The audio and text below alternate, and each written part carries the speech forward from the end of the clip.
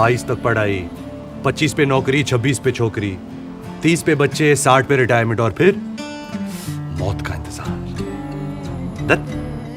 आपको एक सपना दिखाया जाता है कि शादी करने के बाद आपकी जिंदगी खूबसूरत हो जाएगी, आपको आपके पार्टनर से लव, केयर एंड अफेक्शन मिलेगा, कि आप हमेशा खुश रहेंगे, you will be happy for ever and after.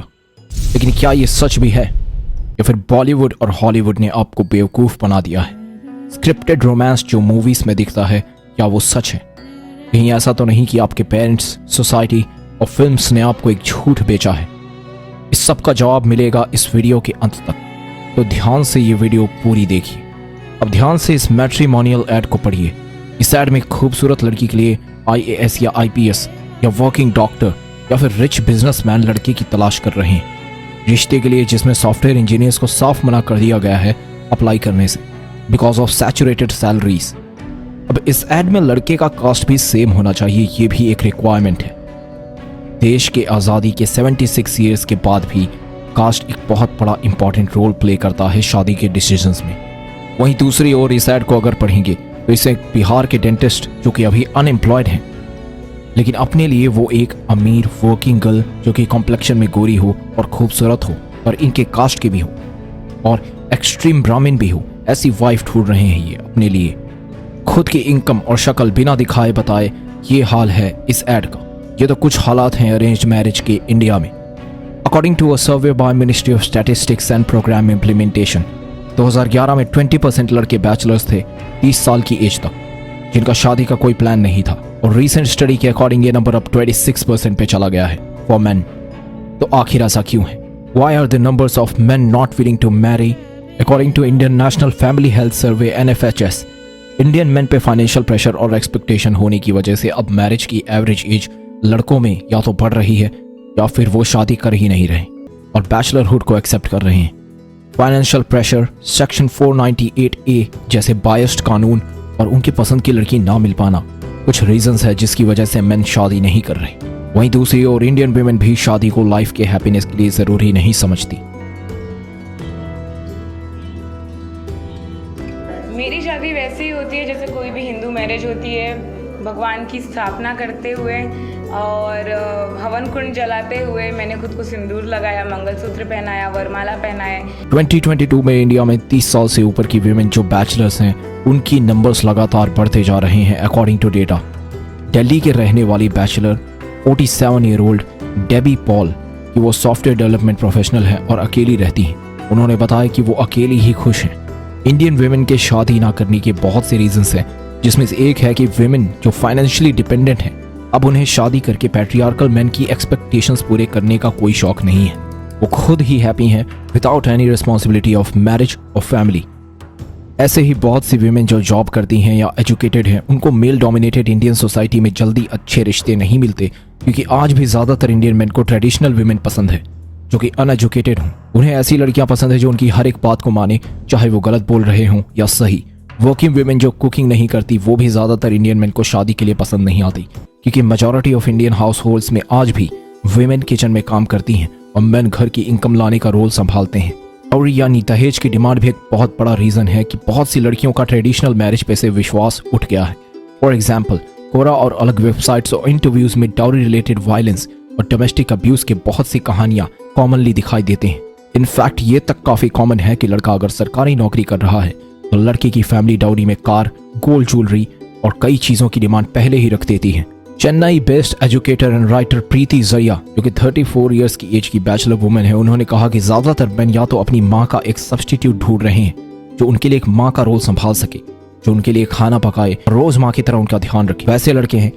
और कई मेन डोमेस्टिक वायलेंस करते हैं या फिर उन्हें सिर्फ एक ब्यूटीफुल लड़की चाहिए जो ज़्यादा पढ़ी लिखी ना हो, इसलिए उन्होंने मैरिज पे गिव अप कर दिया है। वो कहती हैं कि कई लड़के सिर्फ ट्रॉफी वाइफ ढूंढ रहे हैं।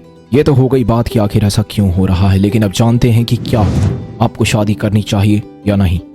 अगर आप शादी नहीं करते हो तो आपके पास काफ़ी सेविंग्स होगी, अपने लिए फ्रीडम होगी।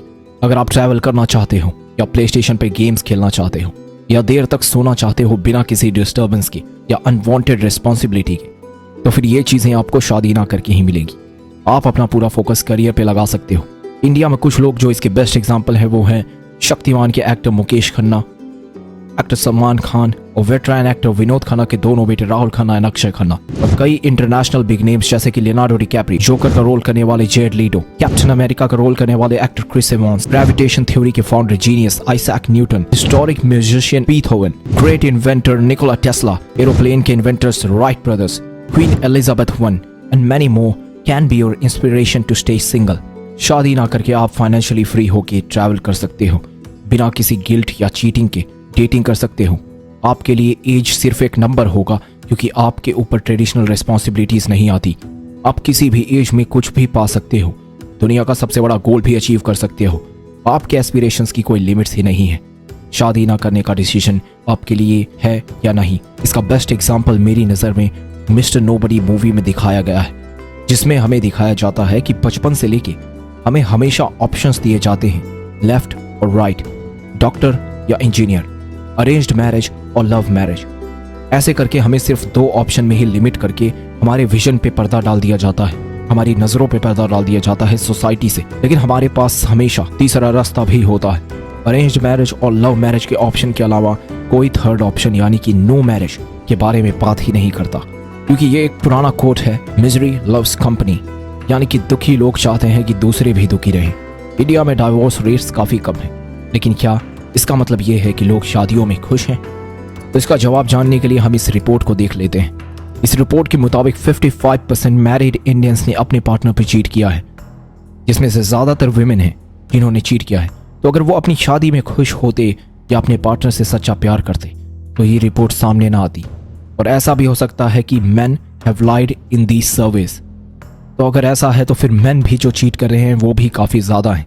रेडिट पे इस पोस्ट पे भी देखिए कि कैसे यूज़र ने बताया है कि उनके डैड ने उनकी मॉम पे चीट किया और वो घर में बाकी लोगों को फिजिकली अब्यूज़ करते हैं, यानी कि मारते पीटते भी हैं। तो अगर आप बच्चे पैदा करने के लिए शादी कर रहे हैं, वो बिना शादी के भी हो सकता है, सरोगेसी से। And according to a new breakthrough research and achievement in science, babies lab में भी बनाए जा सकेंगे without the need for a mother और father. And adoption is also a good option. अगर आपको बैचलर लाइफ चूज करनी है और शादी नहीं करनी, तो आपको एक अलग रास्ता चूज करना पड़ेगा, जिसमें इंपॉर्टेंट बातों का ध्यान रखना है।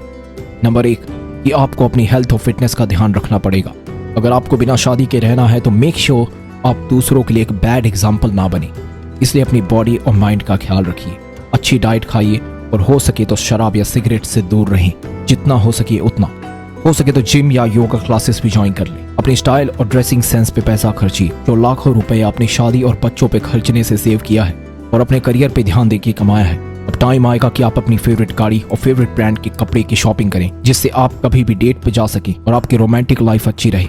आपको खुद एक सेंस ऑफ अचीवमेंट फील हो, लेकिन ध्यान रहे आप अपनी डेट्स को क्लियर बता दें कि आपका शादी में कोई इंटरेस्ट नहीं है, जिससे उनकी एक्सपेक्टेशंस क्लियर हो जाएं और आपके पार्टनर धोखे में ना रहे। मेक श्योर कि आप सोशलाइज करते रहें, ट्रैवल करें, पार्टीज में जाएं और नए फ्रेंड्स बनाएं। जितना हो सके यंग लोगों से दोस्ती करें जो आपकी एनर्जी मैच कर पाएंगे और दोस्ती भी अच्छे से निभाएंगे। सोसाइटी को, समाज को, किसी भी इंसान को कभी एक्सप्लेनेशन मत दो कि बैचलर लाइफ क्यों चूज की है आपने। इसमें लोग आपका टाइम वेस्ट करेंगे और दिमाग खराब करेंगे। आपके मेंटल पीस को सबसे ज्यादा इंपॉर्टेंस दीजिए। न्यू थिंग्स एंड एक्सपीरियंसेस लेते रहिए, नए बिजनेसेस या करियर पाथ्स में इन्वेस्ट करिए और न्यू हॉबीज में इंडल्ज करिए। एक चीज जो लोगों को सिंगल रहने से डराती है वो है कि ओल्ड एज यानी कि बुढ़ापे में खुद का ध्यान कैसे रखेंगे। तो इसके बहुत से आंसर्स मैंने ढूंढे हैं आफ्टर थॉरो रिसर्च।